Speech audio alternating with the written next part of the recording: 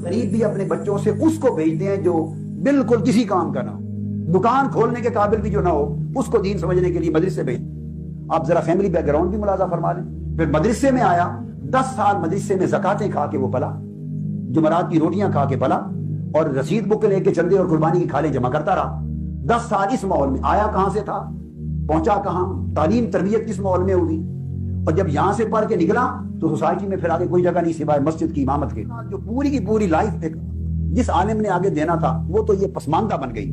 پسماندہ ذہن, پسماندہ ماحول, پسماندہ تعلیم, سوائے اب وہ نور بشر کے جھگڑوں کے اور حاضر ناظر ہے یا نہیں, میلاد کریں یا نہ کریں, یہ حرام ہے یہ حلال ہے, ہاتھ چھوڑیں یا باندھیں, رفع یدین کریں نہ کریں, یہ کافر ہے یہ مشرک, تو وہ انہی میں جنگ نہیں کرے گا تو اور کیا کرے گا؟ اس کے پاس اور میدان ہی کوئی نہیں علم کی جولانیاں اور جولانیت آزمانے کو. اگر وہ سیاسی علوم اس کے پاس ہوتے, اکنامک کے علوم اور ڈیولپمنٹ اس کے پاس ہوتی, کلچر کی ڈیولپمنٹ ہوتی, وہ طب پڑھ رہا ہوتا, وہ سائنس پڑھتا, وہ میڈیکل پڑھتا, وہ اکنامکس پڑھتا, وہ فزکس پڑھتا, ایسٹرو فزکس پڑھتا, اسٹرونومی پڑھتا, تو اس کا ایک آئی کیو اور اس کا جو کنسپٹ ہے وہ بڑا وسیع ہو جاتا. تو پھر وہ چونکہ اتنا دور ایک دوسرے سے ان کو کر دیا گیا ہوتا ہے, 10 سال پڑھتے ہیں اور ہر روز مدرسہ میں ان کے استاد انہیں فرقہ واریت کے سوا کچھ نہیں سکھاتا. اچھا, ہمارا یہ جو اسکالرس کا امپریشن ہے یہ بہت عجیب ہے. ایک تو ٹو بی ویری آنیسٹ آپ کو تھوڑا شاید سخت لفظ لگے, لیکن ان پڑھ اور بہت بیکورڈ, اور ایسا لگتا ہے کہ وہ بالکل ایک الگ دنیا میں جا رہے ہیں, اور دنیا کدھر جا رہی ہے, اور وہ بالکل ابھی پرانے طریقوں میں پھنسے ہوئے ہیں. ان کو نہیں پتہ کہ معاملات بھی کیا ہیں آج کل کے کس طریقے سے, بالکل ایک قسم کا یہ کہہ سکتے ہیں وزڈم اور حکمت سے عاری لگتے ہیں. یہ امپریشن کیوں ہے؟ یہ میرا یہ امپریشن ہے, اور میرے دوستوں کا بھی امپریشن ہے یونیورسٹی میں.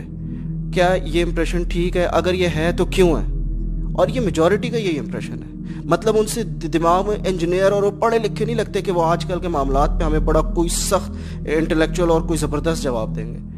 یہ امپریشن ہونے کی کیا وجہ ہے, اور یہ کیا اوور دا پیریڈ ہوا ہے, یا اس میں ہم لوگوں کی سائیکالوجی میں کوئی ایشو ہے, یا ان لوگوں کو واقعی وہ بہت پیچھے ہیں؟ جب آپ کہتے ہیں وہ بیکورڈ ہیں یا وہ ان پڑھ لگ رہے ہیں آپ کے پاس کوئی فریم آف ریفرنس ہے کہ جن کو آپ پڑھا لکھا کہیں یا جن کو آپ بیکورڈ نہ کہیں وہ کون لوگ ہیں؟ I just want to compare کہ آپ کس معیار کے اوپر ان کو بیکورڈ کہہ رہے ہیں. دیکھیں, امپریشن یہ ہے نا, میں اسی لیے مجھے اور میرے ساتھیوں کا امپریشن یہ آتا ہے کہ یار یہ لوگ بالکل ہی ایک الگ ہیں. مطلب ہم لوگوں کی دنیا بالکل ایک الگ ہے, یہ لوگ الگ ہی ہیں. مطلب اگر ہم لوگوں کے دماغ میں لیٹ سپوز ہم لوگوں نے کوئی مشورہ کرنا ہوگا, صرف جو ہے نا یہ کہہ سکتے ہیں کوئی قربانی ہو جائے, کوئی جنازہ پڑھنا ہو, اس کے علاوہ ان کے پاس ہم لوگوں کے دماغ میں کوئی بات نہیں آتی کہ ہم ان کے پاس جائیں. ہم اسکالرس کے اسلام کا کیا دنیا کو دے سکتے ہیں. یعنی جس طریقے سے دیکھیں, ہم اگر اپنی ہسٹری بھی تھوڑی بہت پڑھیں تو پہلے عجیب لگتا ہے کہ پہلے اسکالرس اسٹرانومی بھی ہمیں دے رہے ہیں اور یہ دے رہے ہیں. ابھی ایسا کوئی امپریشن نہیں ہے. ابھی تو ایسا لگتا ہے کہ بس یہ پرانی کتابیں پڑھ کے ہی ہمیں بتا دیتے ہیں کہ کیا ہے. جی ہاں, پرانی کتابیں ہی ہیں ان کے پاس, اور اللہ کرے وہ کتابیں پرانی ہی رہیں, کوئی نئی چیز نہ ڈال دیں وہ ان کتابوں میں. یہ کانسیپٹ تو کلیئر کریں کہ یہ واحد یہ اکیلا اسکول رہ گیا ہے ہمارا جو اسلامی مدرسہ ہے کہ جنہوں نے اپنی کتابیں نہیں بدلی. And this is not a small metre.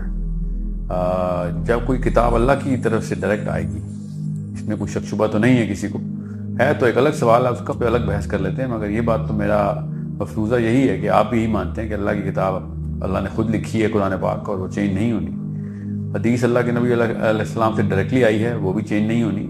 تو اب تو حدیثیں نئی تو نہیں آئیں گی, تو کتابیں تو ان کے پاس پرانی ہی رہیں گی, اس میں تو کوئی دو رائے نہیں. ہاں, اس کے اوپر تبصرہ نئے حالات کے اندر ہوا ہے کہ نہیں ہوا, یہ میرا خیال ہے کہ آج کل کا جو today's youth is very very deprived of how advanced the commentary on hadiths and even Quran. علماء کرام کو بہت بڑی باریک بینی سے دیکھا جاتا ہے تفسیر کو, کہ دور حاضر کے اوپر تفسیر لکھی جا رہی ہے کہ نہیں لکھی جا رہی. تو علماء پوری طریقے سے ایک منظم کاوش ہوتی ہے کہ ہر نئے دور کے یا نئے مسئلوں کے اوپر جواب قرآن پاک سے ہی استدلال کر کے دیں اور احادیث سے. Now what you are saying is کہ آپ کے اوپر, اور آپ اکیلے نہیں ہیں, پوری دنیا کے اوپر ایسا ہی امپریشن ہے کہ جو تو طالبان کا امپریشن ہے, وہ مٹی کے گھروں میں رہتے ہیں اور شلواریں قمیضیں پہنتے ہیں اور لوٹا ہاتھ میں ہوتا ہے ان کے, تو ان کو کیا پتا فائنینشیل سچویشنز کا. How do they know what petro dollar is doing, what is the actual game behind the force of democracy and why people are so avid towards uplifting the flag of democracy. And then of course so on, جو بھی rights and duties of the citizen ہے وہ کس طریقے سے نئے سرے سے مرتب ہو رہی. I agree کہ امپریشن ایسا ہی ہے. مسئلہ یہ ہے, اس کو ایک آسان طریقے سے میں آپ کو بتاتا ہوں کہ آپ کا اور یوتھ کا جو فرسٹ انٹرفیس ہے نا, وہ اس کی مسجد کا عالم ہے جمعے کے دن جو نظر آتا ہے. عالم تو میں اسے نہیں کہوں گا, وہ مسجد کا امام جو ہے. اور پھر ٹی وی کے اوپر جو پلیسڈ لوگ ہوتے ہیں وہ ریپرزینٹ کرتے ہیں, جو کہ آپ دیکھتے ہیں کہ بحث مباحثے میں آئے ہوتے ہیں. نا جو مسجد کا عالم جو امام ہے نا, وہ آپ نے بھی, میں نے بھی, ہم سب نے دیکھا ہے کہ وہ ایک خاص ریپرزنٹیشن آف, کیونکہ ہر جمعے کو ملتا ہے وہ ہم سے, اور جو لوگ 5 نمازیں پڑھتے ہیں ان کو تو 5 دفعہ نظر آتا ہے وہ. اور جمعے کے خطبے بھی میں دیکھ رہا ہوں جو بھی, اور I'm sure everybody is observing and feeling کہ جمعے کے خطبے بھی ہمارے انتہائی زیادہ ناقص ہوتے ہیں compared to what we actually have questions, اور اس کو جو آنسر اور جو جس طریقے سے وہ the philosophy that they're presenting is by no means the demands of the demographic. So میں آپ کو چھوٹا سا ایک اصول بتاتا ہوں. یہ فطری طور پر انسان کی فطرت ہے کہ جس کے پاس جتنا کم علم ہوتا ہے وہ اتنا اونچی آواز میں اس کے آرگیومنٹس دیتا ہے. جتنا زیادہ علم ہوتا ہے اتنے ہی اس کی آواز دھیمی اور اتنا ہی اطمینان سے, اور his tone is way more composed, he is way more patient. ظاہر ہے اس کے بعد علم آ جائے گا تو وہ پھر اس کو پتا ہوگا کہ کیسے طریقے سے ڈیل کرنا ہے. سو ہمارا سب سے کم علم جو scholar of the religion, this philosophy, وہ مسجد میں بیٹھا ہوا ہے, وہ عوام کے سامنے انٹرفیس ہے ہمارا. ورنہ یہ میں مان ہی نہیں سکتا کہ آج کل کی یوتھ نے ہمارے ٹاپ اسکالرس کو کے ساتھ انٹرفیس کیا وہ اس کے بعد یہ اس طرح کا امپریشن رکھے ہوا. اگر ہم میں سے کوئی اشرف علی تھانوی صاحب کے ساتھ بیٹھتا یا مودودی صاحب کے پاس بیٹھتا, people who actually knew the philosophy of why Islam can provide and how does it provide intrinsic solutions to the bigger problems of democracy, of finance, of economics, of politics and everything. These are not small names. Sayyid Qutb is not a small name. He changed the way the whole planet is behaving towards Islam. Maududi is not a small name. He literally changed the way people are thinking, especially in Pakistan, India. اتنا زیادہ اثر ہے, جو مانے یا نہ مانے اس کی اپنی کنجوسی کا فہمی ہے. Maududi صاحب is still driving the psychology of the Pakistani Indian Muslim at some level.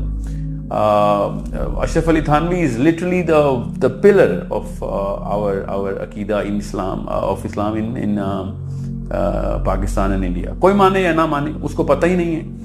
اسی جس طرح کارل مارکس ہے, وہ پوری کی پوری دنیا پہ اس وقت سائیکولوجیکل حکمرانی کرتا ہے. اس کے تمام تر فلسفے جو ہیں وہ اس کا جو فلسفہ, اس کے تمام تر جو پلرز ہیں وہ کسی نہ کسی پرسنٹیج میں ناروے کے اوپر ہیں, امریکہ کے اوپر ہیں, روس کے اوپر تو چھایا رہا وہ, چائنا پہ چھایا رہا وہ.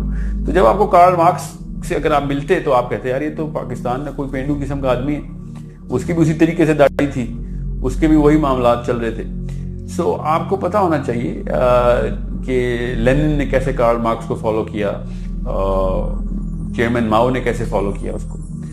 سو there is a problem that you need to see کہ اگر آپ اپیرنس کے اوپر جائیں گے تو پھر تو یو ناٹ انٹلیکچولی ساؤنڈ.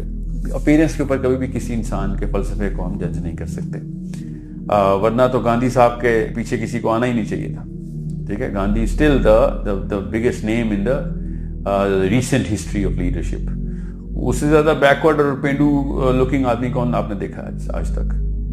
اس کے اوپر کیوں نہیں اعتراض کرتی یوتھ؟ اس کو تو بلکہ بڑا کہتے ہیں کہ یار اس نے کپڑے اس لیے نہیں پہنے کیونکہ اس کی قوم نے اس وقت ننگی تھی. یہ تو اس کرائٹیریا کے اوپر آپ گاندھی صاحب کو تو پاس کر دیتے ہیں. سمجھ نا, یہ بیسک لیڈرشپ کے تقاضے ہیں جو گاندھی صاحب پورا کر رہے تھے. And I am not for the fact کہ اپیرنس کے اوپر لیڈرشپ کو اپریز کیا جائے, چاہے اس کی صحیح اپریزل ہی کر رہے ہوں. This is not by no means an indicator. Philosophy is an indicator, the philosophy of the man, کہ اس کا فلسفہ کیا ہے. So when you going to meet the big names جو کہ پوری طریقے سے اثر انداز ہوتے ہیں قوم کے اوپر, سوچ کے اوپر, تو آپ کو پتہ چل جائے گا جس طریقے سے کارل مارکس آپ کے اوپر اس وقت پوری طریقے سے ایگزرٹڈ ہے, اور اسی طریقے سے اشرف علی تھانوی اور مودودی بھی ہیں. ڈاکٹر اسرار کا بھی بہت اثر ہے, مولانا اسحاق کا بہت اثر ہے آپ کے اوپر. You do not know because a lot of things change, people start correcting consciously and subconsciously. کون سے لوگ جو کہ مسجدوں میں بیٹھے ہوئے ہیں, وہ آپ کا انٹرفیس ہے. وہ اگر مسجد میں نہیں ہے تو کہیں ایسی جگہ پہ ہیں جہاں پہ وہ ایسی چیزیں پبلش کر لیتے ہیں جن کے اوپر اثر ہوتا ہے, جن سے قوم کے اوپر اثر آتا ہے. سو ایک کمیولیٹو سائیکالوجی ہوتی ہے قوم کی. میرے اوپر ڈائریکٹ اثر ہے سید قطب کا, وہ مصر میں تھے. میں آپ کو چھوٹی سی مثال دیتا ہوں. سید قطب کے اوپر تو مقدمہ ہو گیا تھا. اٹارنی جنرل آف ایجپٹ نے آن ریکارڈ یہ بولا ہوا ہے, گوگل کریں آپ کو پتہ چلے, کہ آپ تو ابو الاعلیٰ مودودی کی کاپی کر کے پیسٹنگ کرتے رہے اپنے تمام تر کتابوں میں. سب کانشیس اثر کس طریقے سے ہوتے ہیں فلاسفی کے. We never treat the real people as philosophers, ایک, and we never get an exposure to the real people, because ہم پڑھتے کہاں ہیں. آج کل کے یوتھ نے کون سا اسلام پڑھا, نہ انہوں نے کبھی حدیث کی کتاب پڑھی. میں دعوے سے کہتا ہوں کہ پاکستان کا 1% بھی ایسا بندہ نہیں ہے جس نے صحیح بخاری کی کور ٹو کور کتاب پوری ختم کی ہو. قرآن پاک کو عربی میں ایک دفعہ وہ مولوی صاحب کے ساتھ گزار لیتا ہے, عربی میں چوری ہے یا پوری طریقے سے ایک لفظ سمجھ نہیں آتا اس کو کہ قرآن پاک میں کیا